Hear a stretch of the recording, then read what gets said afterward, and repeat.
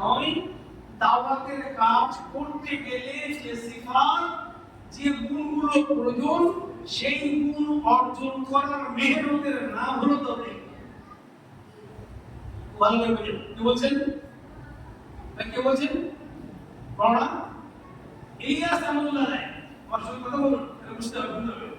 ইলিয়াস বলছেন এটা দাওয়াত ও তাবলীগের কাজ নয়, দাওয়াত ও তাবলীগের কাজ করতে গেলে যে সিফাতের দরকার, সেই সিফাতগুলো অর্জন করার মেহনতের জন্য 4 মাস আর 3 মাস। এগুলো করতে করতে করতে করতে একটা সময় মুসলমানদের ভিতরে দাইয়া সিফাত তৈরি হয়ে যাবে, তারপরে গোটা দুনিয়াতে কাজ হবে। একটা আরেকটা মৌলভী শুনে বলেন যে আমাদের এই কামের দুটো তকদির কতটি ভাই, মক্কি দৌর আর মদনী দৌর। এখন মক্কি দৌর চলছে, একটা সময় মদনী দৌর হবে। আমি আল্লাহ মাশাআল্লাহ বলছি না, বুঝেন না আপনারা মক্কি দৌর কি আর মদনী দৌর কি? মক্কি দৌরে সাহাবীরা মার খেয়েছেন, দাওয়াত দিয়েছেন, মেহনত করেছেন। মদনী দৌরে যে কিন্তু গাজওয়াতে গিয়েছেন, জিহাদে ইসলামী আর জিহাদ দিফাই দুটো করেছেন।